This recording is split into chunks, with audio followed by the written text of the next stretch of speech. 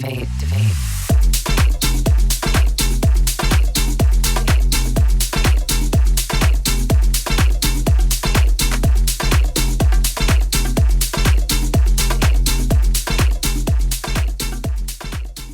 everybody, welcome to this Pink Cloud. I am DJ Kelly Reverb. We are a show that is about multiple pathways to recovery, mental health, all that good stuff. I'm excited to have this young man on the show. We met on the interwebs, but then we actually met in person at Miami Music Week on the Clevelander rooftop, as a matter of fact. Give it up for my new friend, Mike, a.k.a. Blaze Orange. How are you, bud? Hey, I'm good. Thanks so much for having me. I like the orange theme, even goes through the studio headphones. I like Very rare orange headphones. Yeah, right? I know. You got to get the custom orange everything. That's not cool. not everything, but Not a everything. little bit helps. Gotcha. Yeah, and it's funny because I guess I saw a post that you had done on Instagram, and it was regarding recovery. And you know, it's that secret handshake or that secret society. It's like, oh, he's in recovery. I know. Yeah, I get it. And then it's like that instant automatic, I know what you went through. You know what I went through kind of thing. But, yeah, and we were just talking before, you are in the land of cheese, a.k.a. Wisconsin, right?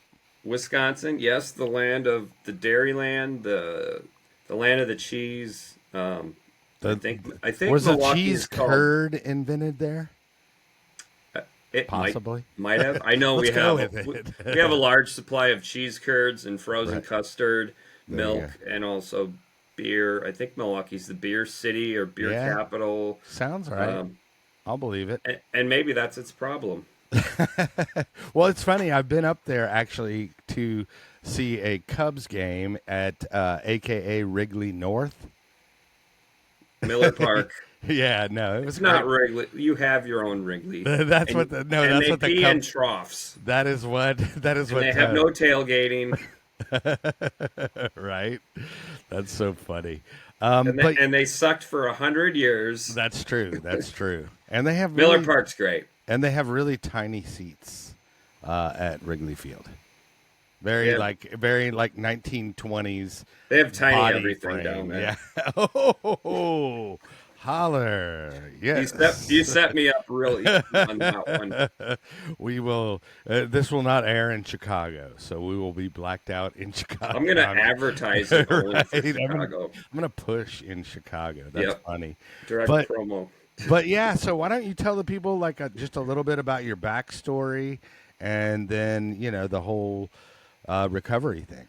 Yeah, I'm 9 years sober. Congrats. Yeah, thank you so much. Looking back on it, and I think I knew within a couple years that it was the best thing I ever did for my life. Whether it was I'm single without kids, but it wasn't a college degree or a fancy house or a fancy automobile or a class ring or anything that was my biggest accomplishment. I did realize that getting sober for this long and learning and going through my process was the best thing I ever did. Right. Well, why don't we tell some of the backstory? How did you get into DJing, and then how did that start? And then, usually, well, at least for me, the DJing and the partying kind of went hand in hand. So why don't we get into a little bit of the backstory? And, that's kind of it. I mean, people might say weed is a gateway drug or something, but the DJ scene was a gateway drug, maybe. Well, it can be. I definitely started out of kind of on a whim DJing. I had virtual DJ many years ago, just kind of screwing around with something on my computer, and ended up playing shows for years without beat matching, and then learning. When did you start? What year? 2007. 2007. Okay. Yeah, cool. Probably 2007. I started. Well, how old DJing. of a guy are you? 42. 42. Nice. 42. Okay, well, yeah. I'm in the 50 club, so I've got you by a few. You've got me. Yeah, but Congrats! we're Hey, still here. congrats on surviving it and making it that far. Yeah, yeah, right. Well, I mean, I did take a hiatus from the production at one point, man.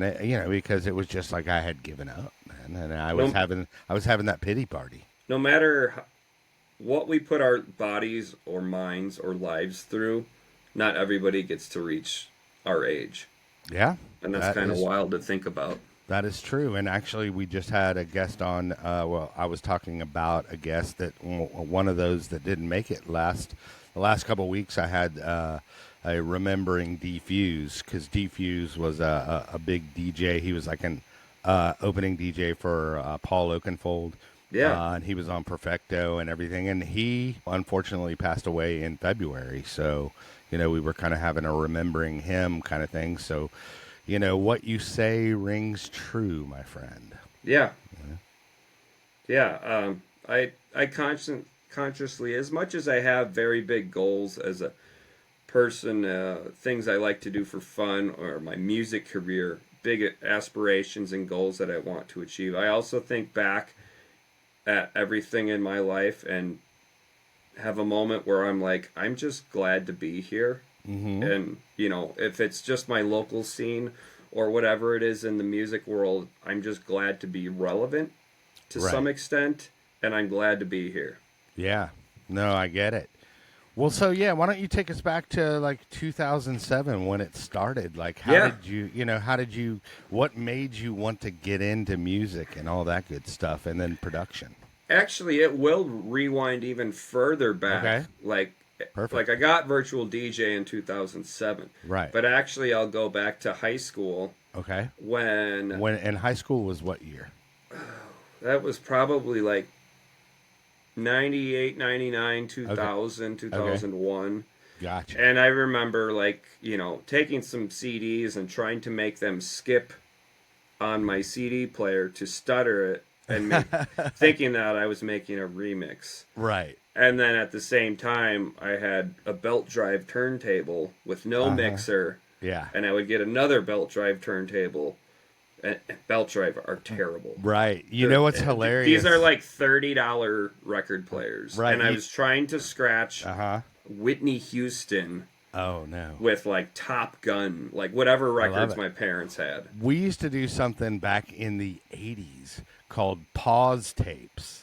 So you'd Yep. have the dual cassette decks, and you would just take that little section of whatever song that was, and the breakdown of something, and you would just stutter it. So it was kind of the same thing. Yeah, pause tapes was a thing. Look it up. Yeah. Yeah. So, and even before the high school CDs, like, I probably was a DJ 10 years before, thinking back and thinking about it this way, was even in like grade school into middle school, was for me, being older, was cassette tape era. Yeah. And I was, for a while, most of middle school, I'd just have a cassette tape and listening to the radio, and my favorite songs would come on. I would hit record, and then when its song stopped, I hit stop. And I was making mixtapes of maybe 30 seconds that I caught of a song that I liked. You were bootlegging. Yeah. That was the norm back then. No. I mean, to me it was. Oh, yeah. Well, no, that was the and funniest thing, because you would have the DJ that was on the air at that time, their intro on there. Essentially, that was a mixtape. Yeah. It wasn't the best. It was a very amateur mixtape, but that was picking songs that you like and being a selector and putting them in a short format. Right. But yeah, it started DJing with Virtual DJ 2007 for a couple years, playing some shows just in my rural area, and then I wanted to get into Milwaukee, and then I saw like what Serato was very new at the time on vinyl, and CDJs were kind of around but not widely used. There was still probably a little bit more vinyl at the time, and eventually I moved on to Serato and CDJs, getting familiar with the Pioneer gear and using Serato for well over 10 years, either CDJ format or with vinyl controls at times. And then when I did a lot of house shows and house music, underground raves, big festivals, and then also a lot of open format stuff. And through the years, I was more into the nightlife and maybe playing shows Thursday, Friday, Saturday, and I'm around all the alcohol and a lot of times not paying for it, and then I go in the bathroom to take a leak and somebody's offering me blow and Right.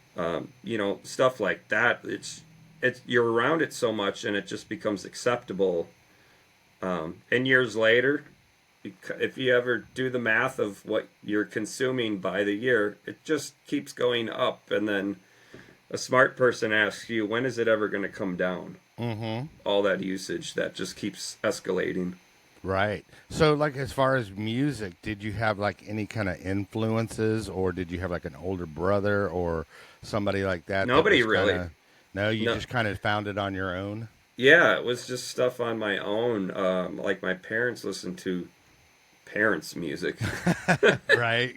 They listen to grown-up stuff. Yeah, right? my sister listened to her music. Sister stuff. Yeah, like there was definitely trends at the time. Like I would came up with seeing like the Thriller album in my dad's collection next to Oh, yeah. Beach Boys, and then years later there was the '90s dance wave of Ultimate Dance Party 1997 or whatever. I think I remember. Right. having- It probably had that's like Hadaway, What Is Love on there. yeah, Night at the Roxbury style. yeah. That's funny.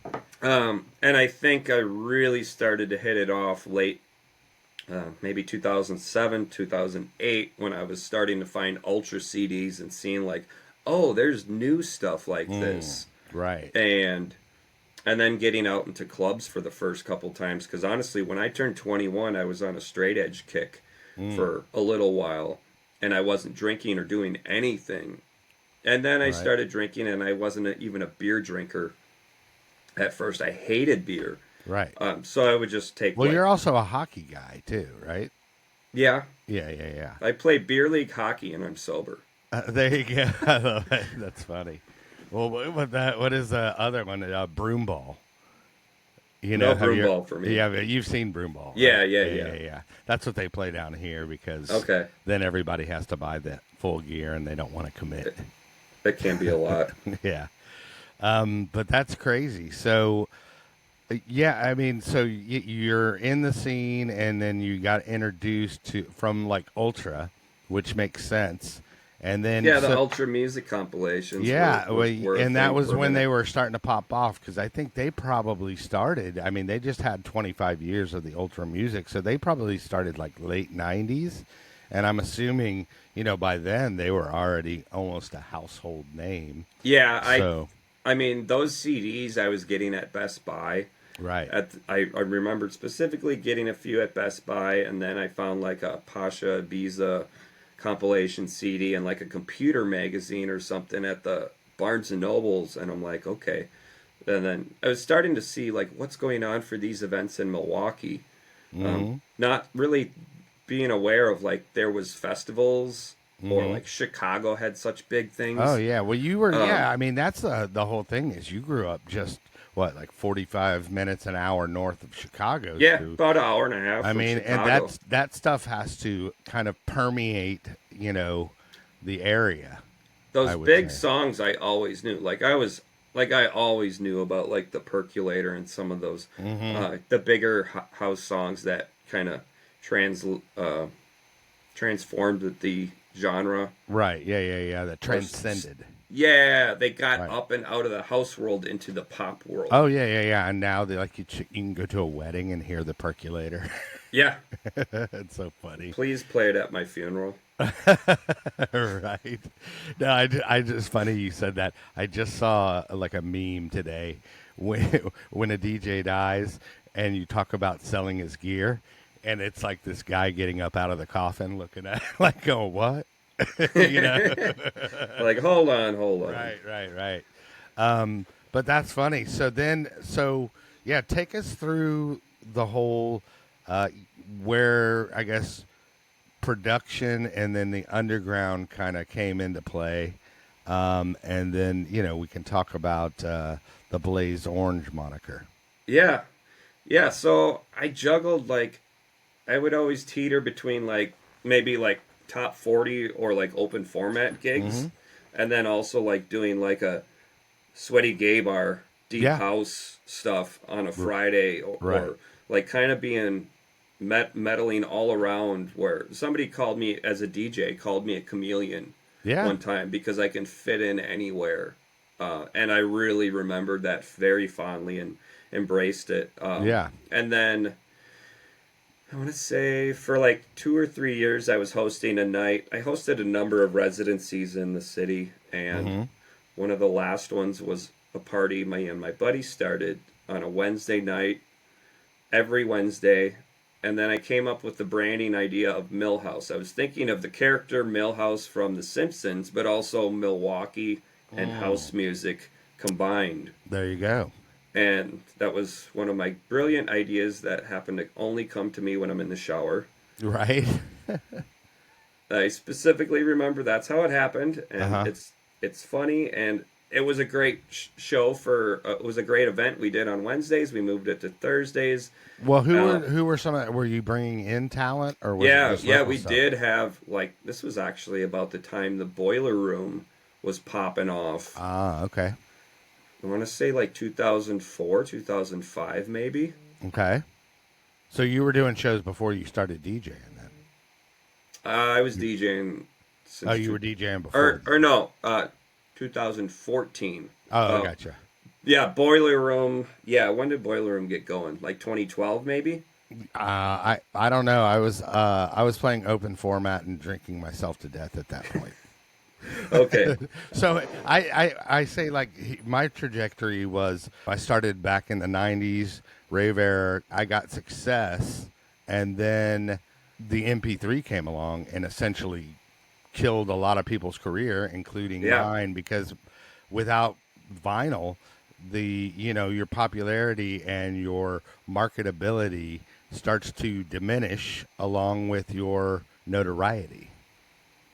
So that was kind of it for me, and then I was able to hustle for about like until 2010, and then it starts like, oh god, I got to scramble for open format gigs Yeah. to stop from getting a real job, and I tried the real job thing as well. Yeah. It became a It didn't lot more take, accessible. yeah, There was a large wave of people coming in as fans and then hmm, turning into DJs and right, then, you know, right. Well, and not to sound like a jaded old guy, but at some point you actually used to have a skill set of beat matching. yeah, And you used to have to do it by ear. You couldn't I look still do. at yeah, you couldn't look at the BPM. Yeah. But it is what it is, and then you either adapt And survive. and survive, or you feel sorry for yourself and become a raging alcoholic. And Yeah. that's what I did. Yep.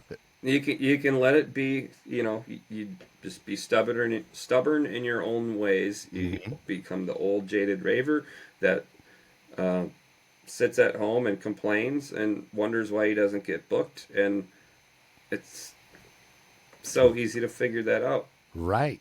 Right. Just you got to do the math and things change and you have to change with the time and anything really entertainment and achieving any level of notoriety is really tough to do, especially nowadays with the whole DJ culture where everyone's a DJ and everyone's a producer.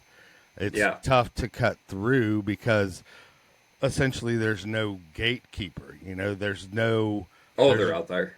well, no. But I mean, Quality control though, with exactly. That's what I meant. you can Other put than gatekeeper, yeah, you can because there are put plenty of gatekeepers out yeah, you can there. put poop noises out on SoundCloud and Spotify and get royalty money, and Right. then you can spend forever writing a song with your own custom vocals, and nobody gives a crap, and you're not making any money. It's a Mhm. wild, It's yeah. a It's the wild, kind of the Wild West. There's no quality control, but right. It's funny you say that because that's why whenever whenever some people talk about samples, oh, should I clear this? I'm like, really, dude? Have you checked out Block and Crown, or have you checked out any of 80% of tech house right now. That's yeah, I'm like, that's a gone sample, but I don't think they cleared that one. yeah. You know? So a lot of people are just sending it. Yeah. Well, so who were you booking back in the day? Like, let's talk about that. So I had played shows with. I know I played 2 shows with Green Velvet, but I was never direct support. Okay. And I thought all that stuff kind of, that time of me being able to achieve that kind of came and went. Mm-hmm. But then when Blaze Orange was a couple years in, I'm like, we're not done yet. And I still, before I die, want to direct support open for Green Velvet as one of my main goals. One of the bucket lists. Yeah, Gotcha. I played and supported directly for a number of other acts. I know that when we were doing Rumor in Milwaukee, that was the Millhouse party. That was about the time Night Bass was just starting. Okay, and for those that don't know, that was AC Slater's label, Yep. Night Bass, and still thriving today, obviously. Yep. And I was a big fan of Main Course at the time, run with Bot, who was one half of the Crookers, Astronomar, and I think Sage Armstrong was on that frequently, along with some people that kind of bounced around other labels, but they would also kind of do a little bit of stuff with Dirty Bird at the time. Dirty Bird was hot at the time. I know I had Astronomer out at Millhouse. I had Bot out at Millhouse. I believe it's Jesse Saunders from Chicago. Yeah, I figured you would have some Chicago guys in the mix there. I'm trying to think of Did you ever have Bad Boy Bill? No, I had seen him a couple times. When I first got in the clubs in Milwaukee, I think he was a hot name. And some other Chicago guys. But I've been around a long enough time that I've seen waves of guys get big and then kind of quiet down, and then other guys that just stay consistent, steadily climbing. Right, and everybody automatically thinks Carl Cox. Yes, that guy. I mean, that guy has been on the beast. climb. Yeah, that guy has been on the climb since I met him in the mid '90s. Yeah, it is just gone swimmingly for him. At least I think. Who knows? He's a beast. His who knows? His personal life could be a shit show, and we don't know. But anyway, hey, let's throw to commercial right now, and here's the new sponsor. Hey guys, Kelly Reverb here. Yep, you guessed it. We have no sponsor. Hey, so if you want to be a sponsor of the show, be sure and hit me up on thispinkcloud@gmail.com. Also, hit the link tree, please. We could always use your support. There is a one-time donation. There is a monthly support button, all that stuff. Also, we're doing shout-outs. So if you want a shout-out, we can work that out. And if you want to be a guest, hit me up. All this good stuff can happen via email at thispinkcloud@gmail.com. All right, well, we appreciate your continued support. We always love you guys. All right, and that is our new sponsor. And then we also have some stuff streaming, and here that is.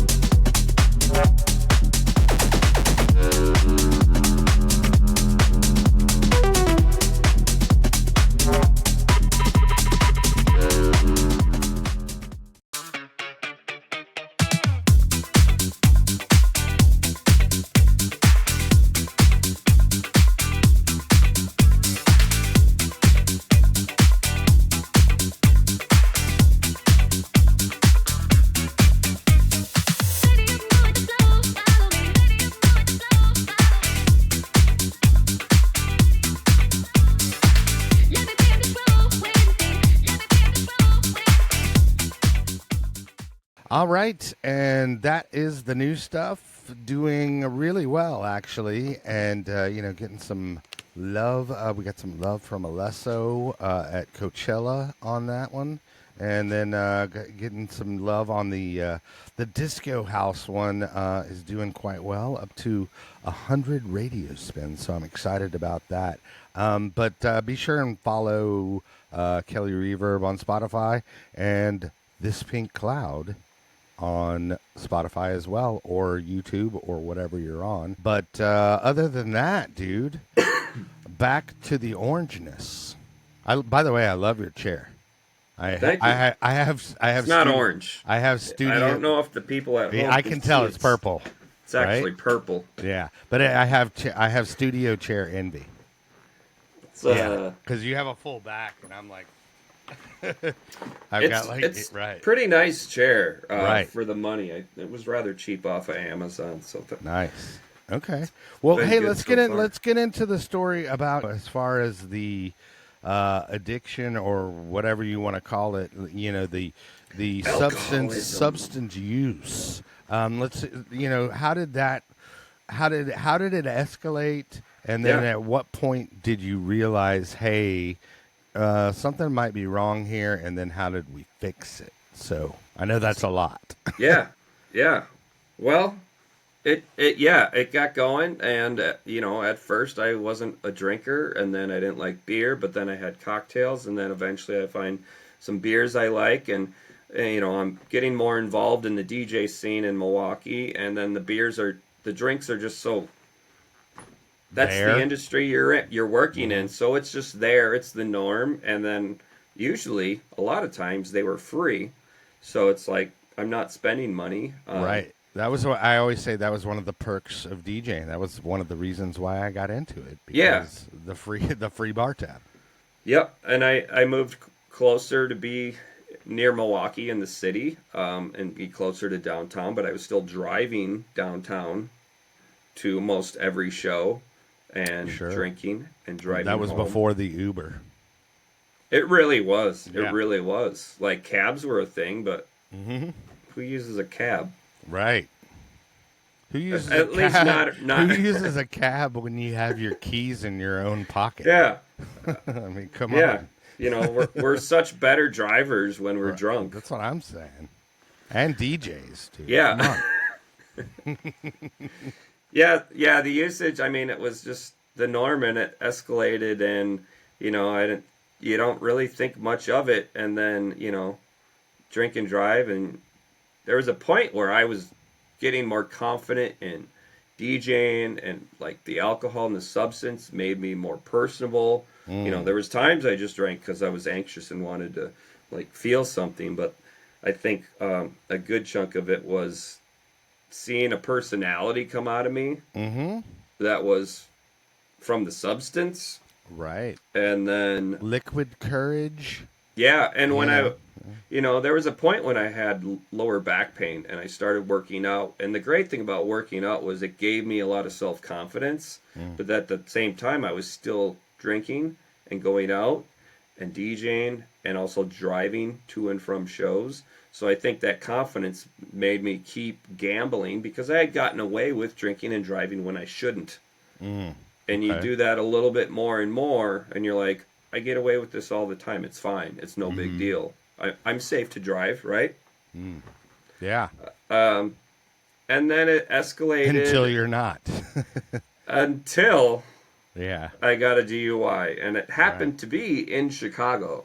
Ah. On a Sunday. Oh, wow. On a Sunday day party, huh? On a Sunday night. Okay. I overindulged, and very much overindulged. Got a DUI, pulled over, didn't know where I was going, was a little confused. What year was this? Maybe 2014, maybe. Okay. I think it was around there. So 2015, maybe.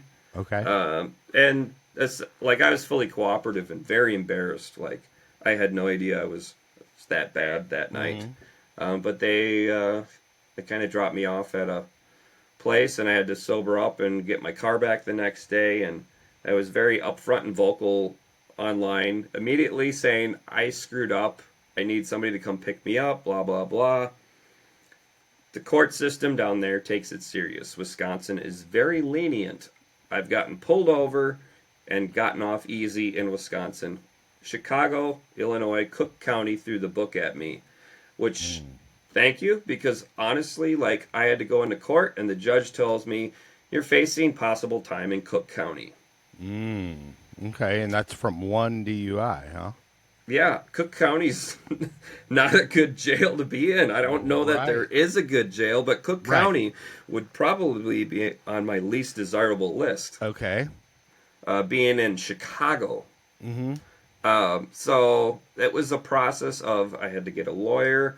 I had to go through the court system, meet with the lawyer, the judge, and it took a while. It wasn't immediately, but, I'm scared, I'm embarrassed, so I wouldn't drink for a few weeks, and then I might have a couple, and then maybe I don't drink for a while. You tried the moderation thing. Yeah, or like 3 weeks is being sober. Right. I thought that was okay, but I was also supposed to do community service and go to counseling, and I really wasn't taking that too seriously, but I was coming up on kind of probation. Like, I didn't have I had to check in with Illinois, and eventually I went to like 1 or 2 counseling things, and they're like, hey, we have to write a report back about your progress. You only showed up here twice. You should probably come every week. Right. They're like, do you want us to write a bullshit report about your progress? Or should we be truthful and you'll start coming? And I was like, let's go with the BS report.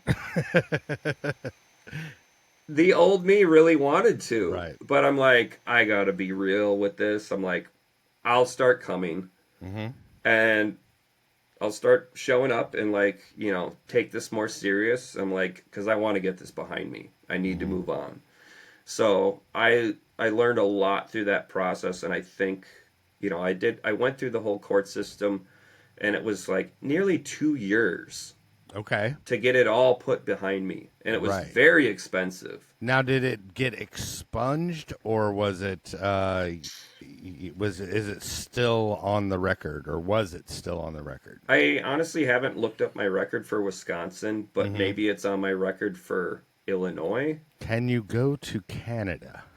Yeah, I've gone twice fishing, and I've caught giant fish. And there we go. So you're okay. Canada has not kicked me out. So there's not a felony going on, because I have friends that live in Seattle and cannot go to Canada. It also depends on I think your record when the Border Patrol looks at it. Depends on how much is on your record and how recent it was. Like, if it was, they probably looked at it and said it was 7 years ago. That's you're okay. Right. You're pulling a boat to go fishing. That's okay. Yeah. Right. That's funny.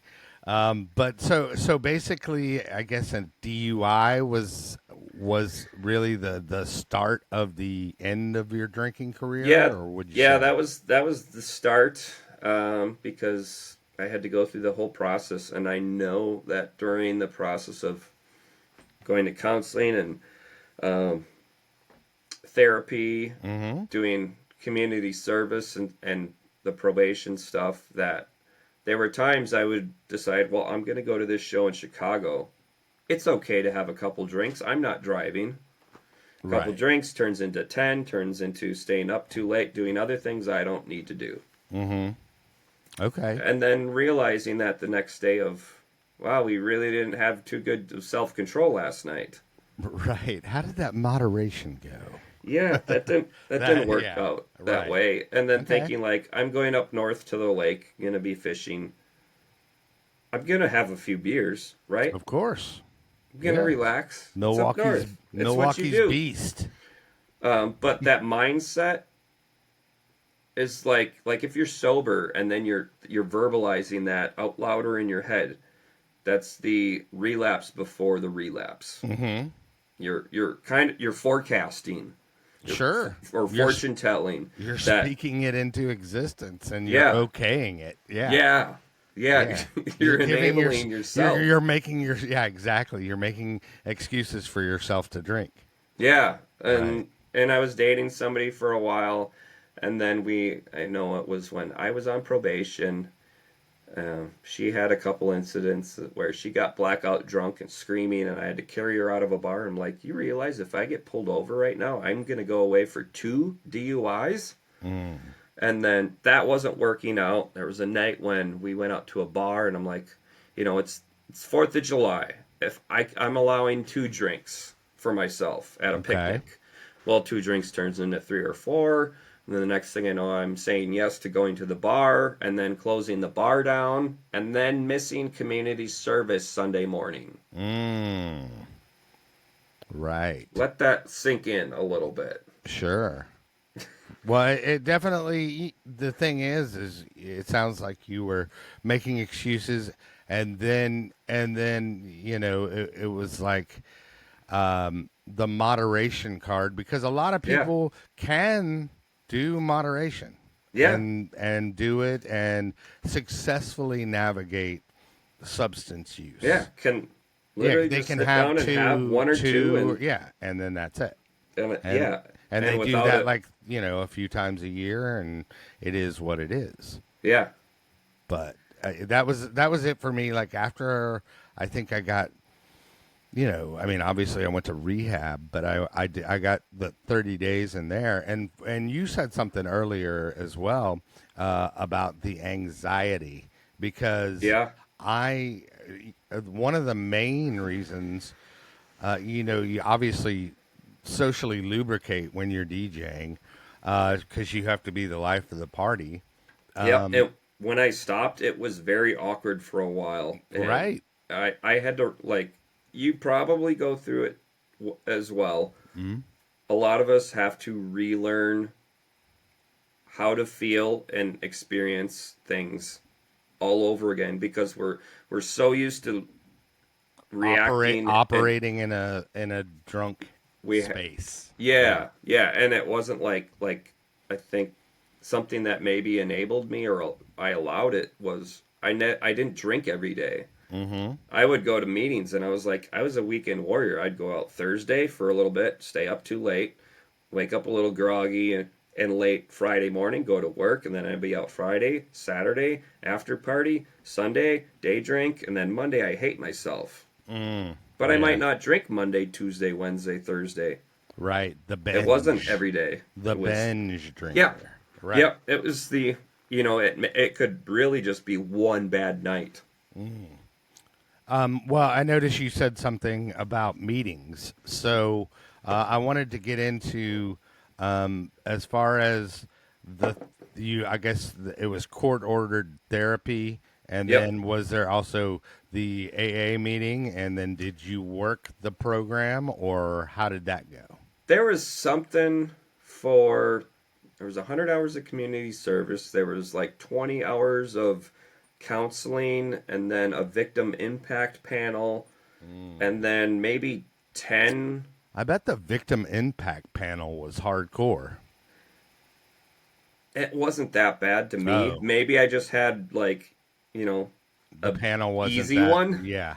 Okay. But yeah, a lot of people would say that the victim impact panel really shook them. Mm. It wasn't like that for me, but maybe I had sobered up and like faced enough reality at that point. Mm-hmm. Um, but there was a little bit of AA, but it wasn't like I had to go to 50 AA meetings. Right. And I tried a couple, and I didn't want religion as a heavy part of my recovery and Right. sobriety. Mm-hmm. And so much of that is usually just people just default to AA is the only program, Mm.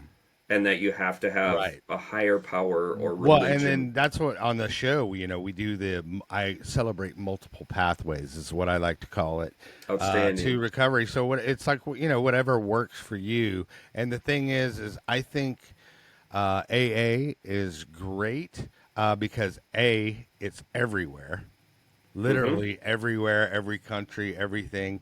And I think it's basically designed for you, the user, to deal with your shit Mm-hmm. with another person. So basically, you're all your baggage that you're holding on to, it's designed for you to let that go and to process it and then move on out of self and help others. So that is my summation of the 12 steps and how they work. But a lot of people are turned off by the religious portion Yeah. and the whole and the traditions, and Yeah. it sounds kind of culty and secret handshaky, secret knock kind of stuff, It you it know. works for a lot of people, Right. but there does need to be those alternatives. Well, and the thing is I champion the alternatives, but there is also the agnostic chapters of AA as well, and then basically cognitive behavioral therapy is the big book, and they just take out God. Like There you go. as far as their program, that's what they do. That's what I've Yeah. noticed. So The the great book that I gotta mention, and I wish I had the copy here. I think it right, went missing because I borrowed it out like a good person, yeah, sharing the good book. mm-hmm. The Addictive Mindset Okay. book Who was was that by? Do we know? tremendous. John, let me see. We can look it up. Yeah, but there's a lot of reading actually in audiobooks that while you're looking that up that kind of helped me as well. Besides the AA, because I never did this. I never did the steps myself. But I the thing that I did like about it, it was an Insta kind of tribe and an Insta support unit as far as the community aspect. Okay, I found the Healing the Addictive Personality. Okay. Freeing Yourself from Addictive Patterns and Relationships by Dr. Lee Jampolsky. Okay. So All that right. that was the one that I read, and it was a bit of a. It wasn't like I read it in a month and was magically cured. Like I was slowly reading. And Where absorbing. yeah, that I mean, we're human, and there was times where I was falling off of maybe I blew off a meeting, or I didn't get to counseling, and I didn't read Mm-hmm. my book for 2 months, and then I'm like, we gotta do the work. Mm-hmm. That's a big part of it. Um, Right. Well, and also the willingness. I also say yeah, anybody is. I can't make them want it. That's up to them. yeah, That's up yeah, to you. And if you don't, I get it. yeah, If you can do it and not have a problem, that's cool. I mean, it took me a long freaking time to have a problem. I say that I had a fabulous drinking career, yeah. and it was until it wasn't.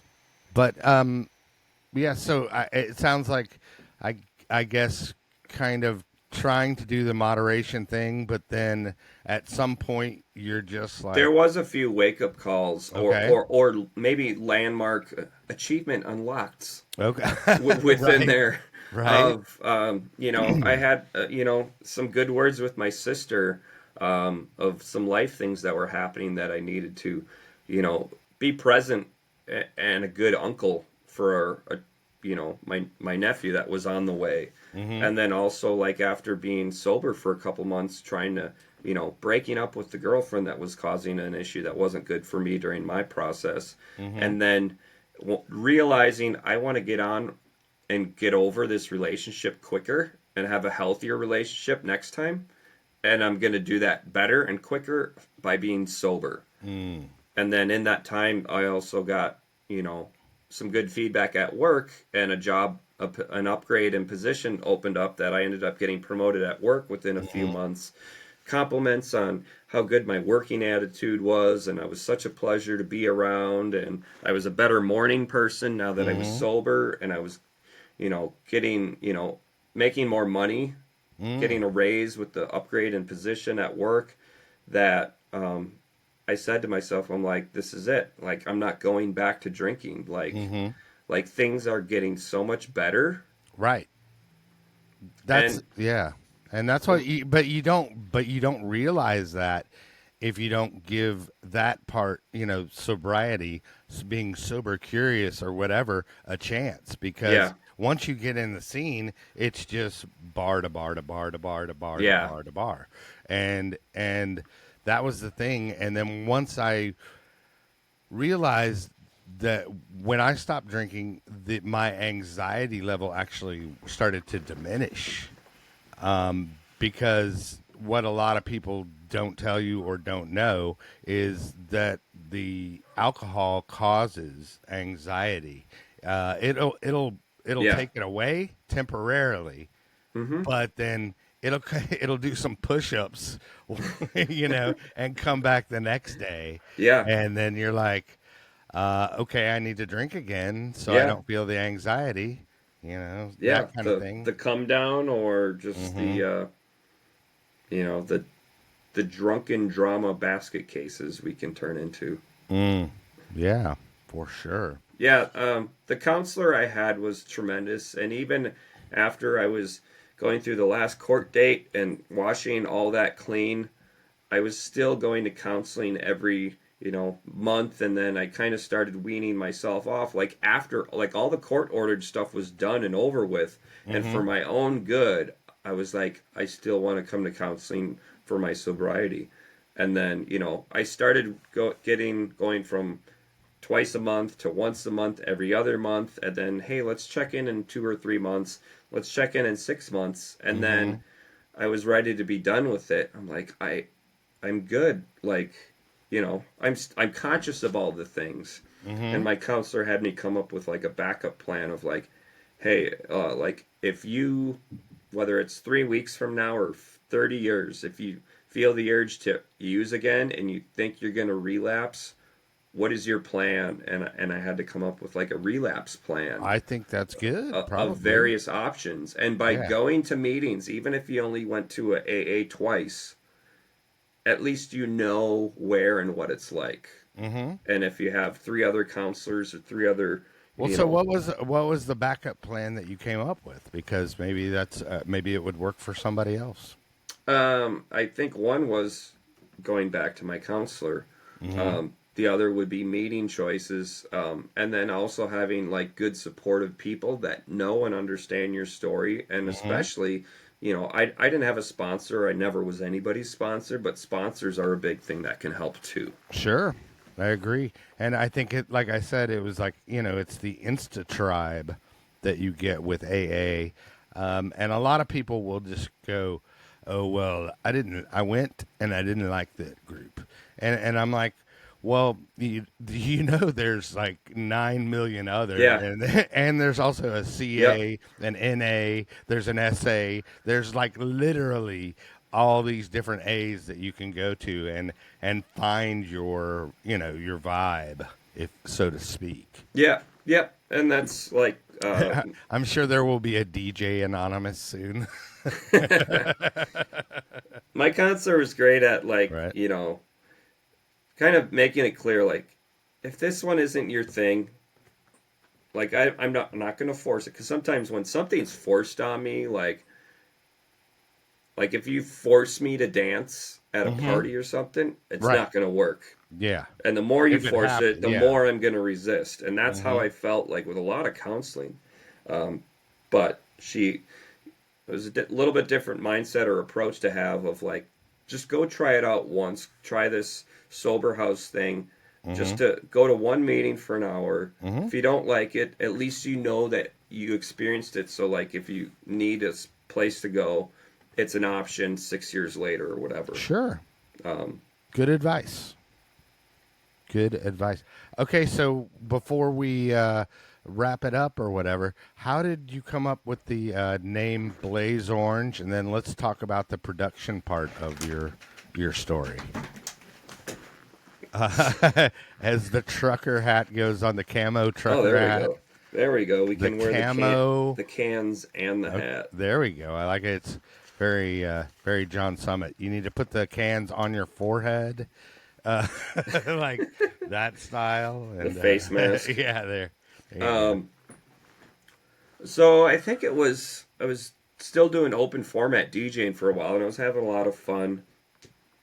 But there was a shift, maybe a little bit before COVID, where we were in the Tinder and the Spotify era and the Instagram era of a lot of people just getting used to more and more instant gratification. And if you don't like something, you can just swipe it away and get what you want in your algorithm, in your Spotify and all that. Right. And I was seeing that happen a little bit at shows, even if it wasn't a busy show, but like, group of girls making feel very spoiled as a bachelorette party or whatever. And they come up and like, they want a song and you're playing a song and then they just go, we don't like this song. Next one. Right. I was like, And I'm not Spotify, by the way. I'm not a jukebox. Like Right. you're not paying my salary, unfortunately. Sure. Like, I always loved that. Like whenever you did that, they go, "Oh, we'll dance to it." I go, "Well, what are they doing right now? What is the yeah. entire crowd doing?" And then, But then like, what about the rest of the night? right, or the my favorite is the yeah this, this. When are you going to play something good? That's Yeah. one of my favorites. Something you can I dance to. go, Well, maybe you're not a man, good dancer. I might not actually, or I always like to say this because I would test their musical knowledge. I go, oh, I just played it. If they wanted That to hear a happens certain so song, much of like somebody requests a song and I'm right, like, I played it 2 songs ago. They're right, like, no, you didn't. I'm like, literally, I can see my history.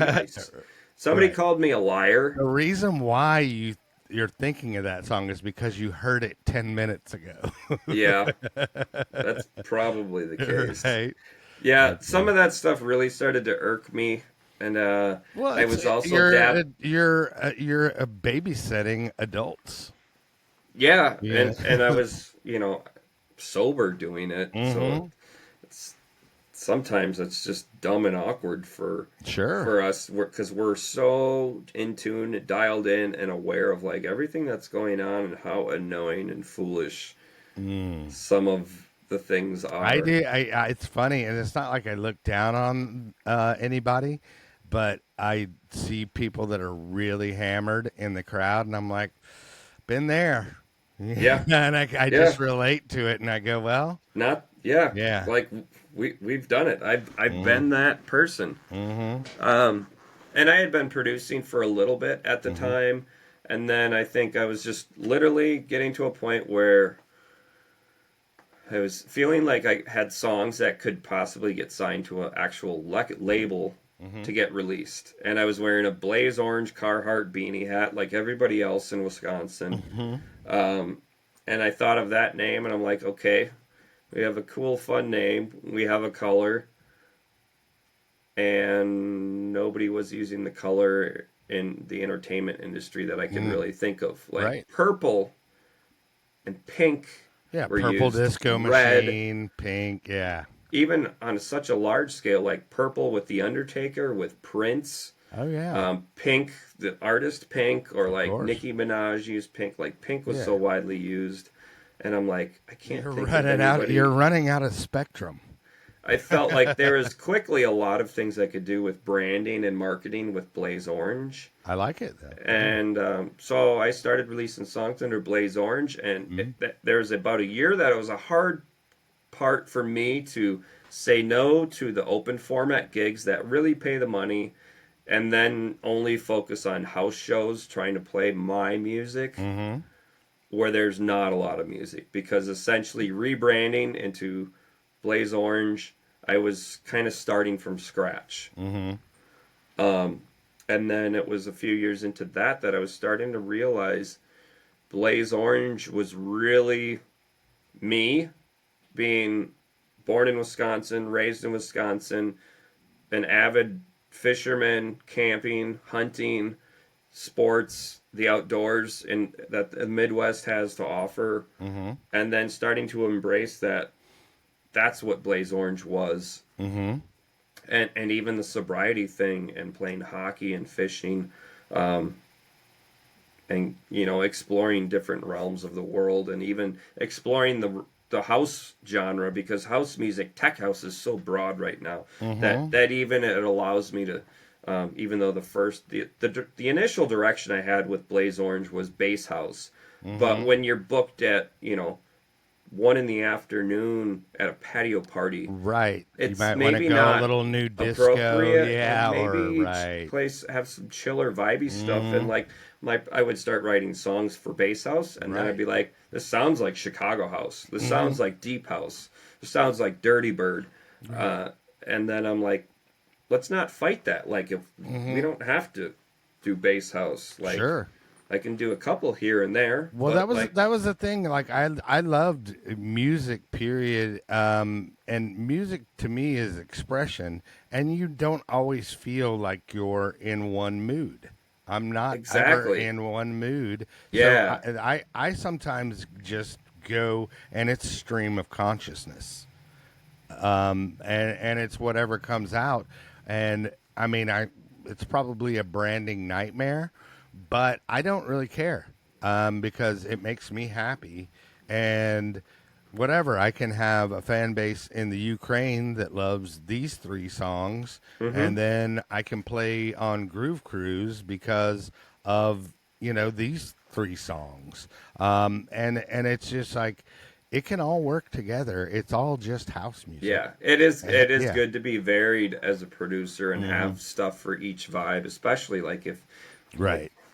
it would drive me nuts if I was a person that said I only listen to one specific genre of music Hmm. my entire life. That would be very strange for me. Right. And as a producer, because I look at music as freedom of expression. And that's what I think it is to me, or supposed to be.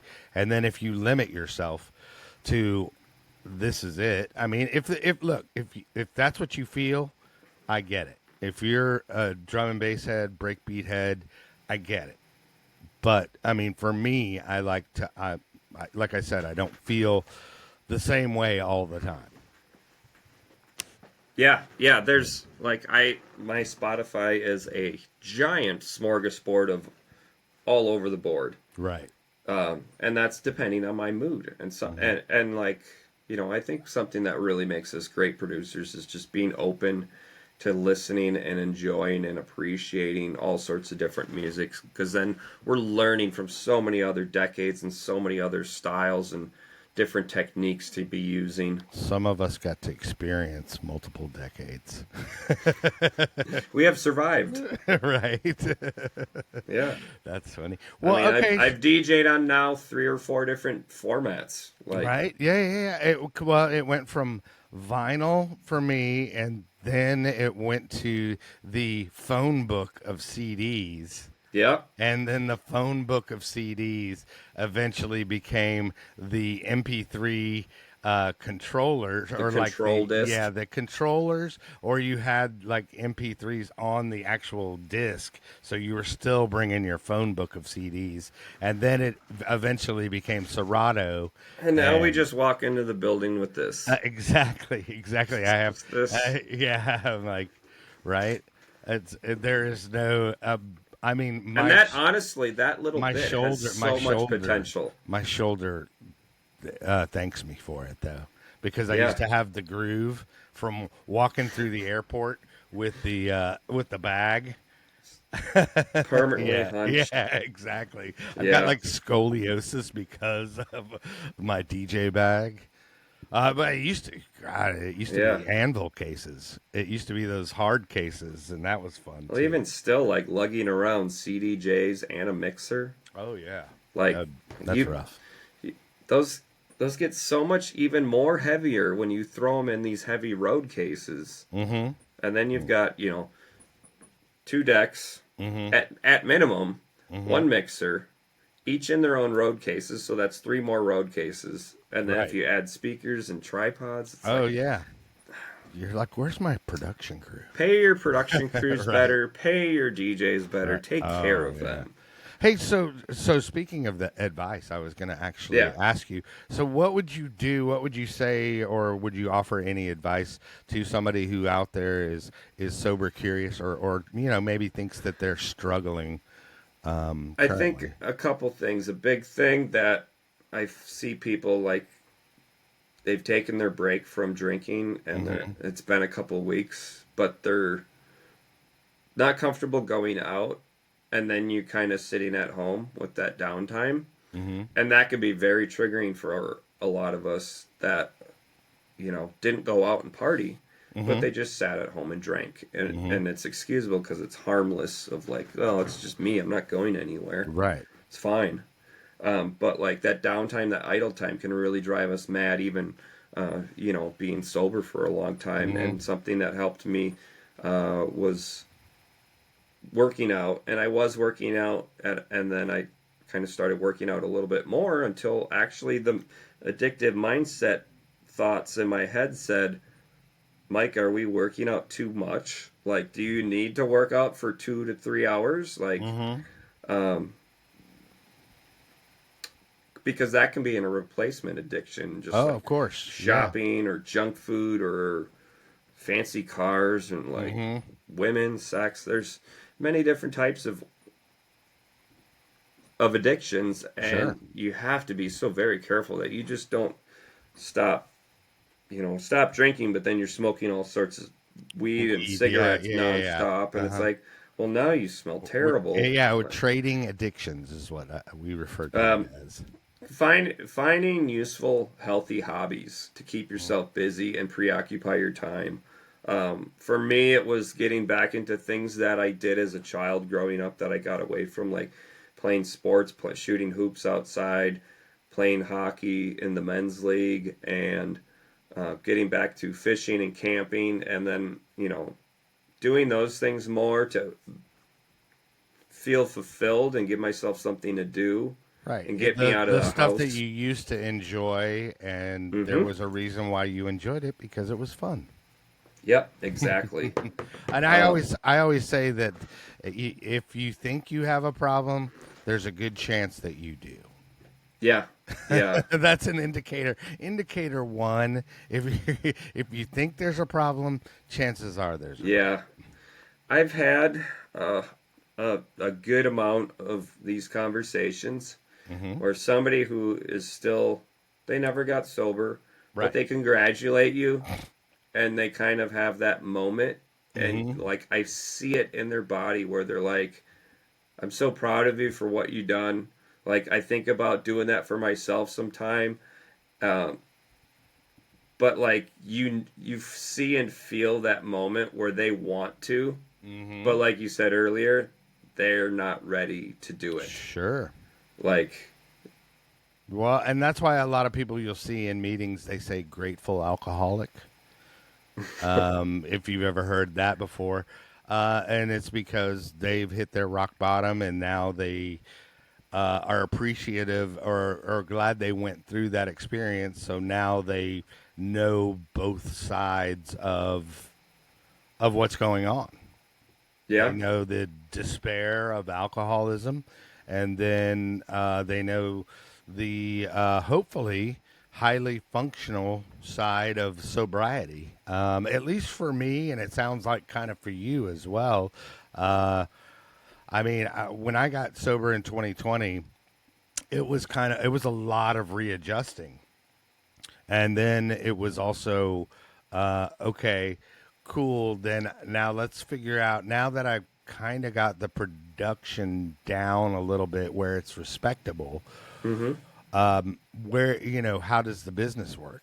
And then I started learning that. Yeah. And then I'm like, oh, okay, cool. So this with this, and then you do this and that. And I'm like, oh, okay. Now it all makes sense. Whereas when I was drinking or when I went around, like my first time producing and DJing I was doing maybe 3 releases a year, if that, maybe 2. But I was doing barely enough to just stay relevant. Yeah. I was just trying to keep the gigs coming, which they were, but it was like, if I would have put some real effort into it, who knows what could have happened, but then I wouldn't have become a grateful alcoholic. So. Yeah. Anyway, but so is there anything, if people want to check out your music or hit you up, maybe send you a DM, what is the best way to get a hold of you, and where can they stream your good stuff? Instagram, I'm probably the most active on, so you can follow me on Instagram. And that is Blaze Orange or Blaze. Blaze Orange OK, because somebody else took Blaze Orange straight up. That I am Blaze Orange OK. Okay. All right. So Blaze Orange, okay. And then also your music. yep, Spotify. I lost my screen here. I'm back. Oh, okay. Yeah, Spotify. I'm on Spotify, SoundCloud, Facebook, Twitter, Threads, YouTube, TikTok. I think I've hit all the main platforms. Okay. Instagram, I'm the best at. I'm trying to Right. put out more content. It's the content game, everyone. Sure. It's half of the job, and you can like it or not. All right. You can like it or be old and jaded. Yep. Or Yep. you can pay somebody to do it. Yeah. Yep. I mean, I think it's Yes. kind of cool because it's caused me to kind of put myself You're doing out there. this. Well, yeah, put myself out Look there a at little this. bit more. Yeah, for sure. But I kind of have 2 separate channels now. Because I don't want to be, Mr. Recovery, Mr. Sober. You know, I'm like not that guy that wants to put it in your face because, like I say, it's a judgment-free Yeah, zone. I'm usually not like. Right. I think like in the early stage, it was so much more prevalent for me being vocal about it, and then I was conscious of like not being like I'm still in the industry. Like I'm playing music and trying to sell Trying to tickets sell and liquor. bar sales. Right, yeah, sure. And I'm the sober There's guy. a whole industry built around what we used to do. Yeah. Right. But, I find that is such a it needs to be such a positive for somebody booking a DJ to look at somebody who's like the sober, because we're probably going to show up on time way more often, play Right. better sets. We're not going to spill drinks on the deck because guess what? We're not drinking. Right. And we're going to handle situations during the show a lot better because Right. we have a clear mindset. Right. And I noticed, like, it's funny. We're you not say going to that. drink your liquor bottles either. That's true. That's true. But I noticed that it's definitely for me.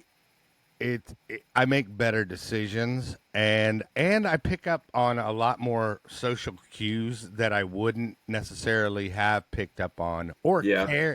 cared to pick up on The quicker when I was response drinking. time. Yeah, right. Exactly. Well, I appreciate you coming on, man, and sharing Thanks your so much. backstory. Yeah. And then I look forward to 10 years for you.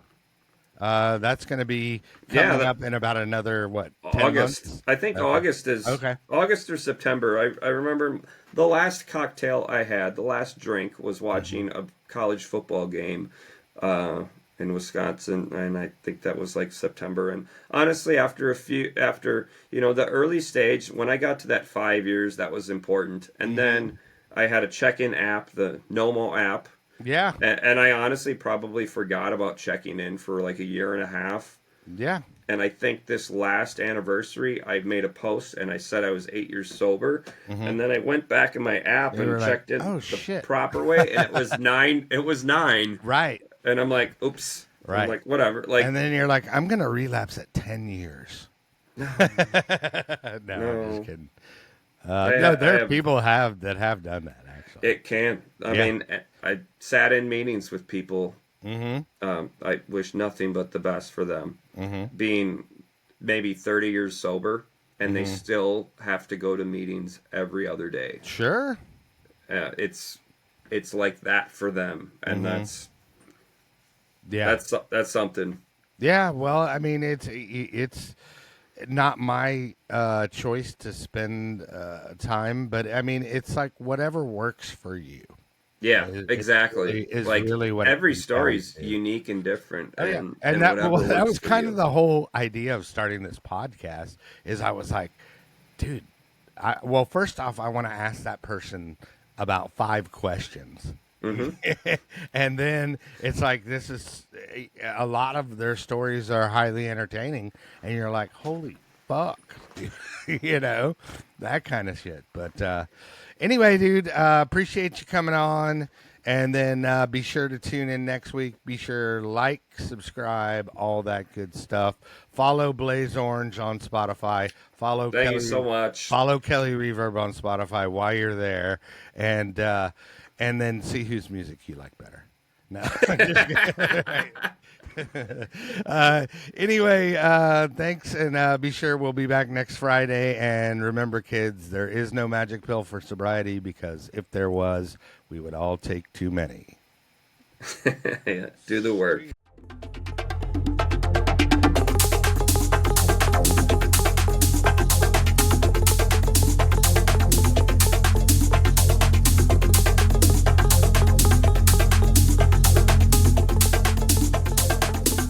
Activate.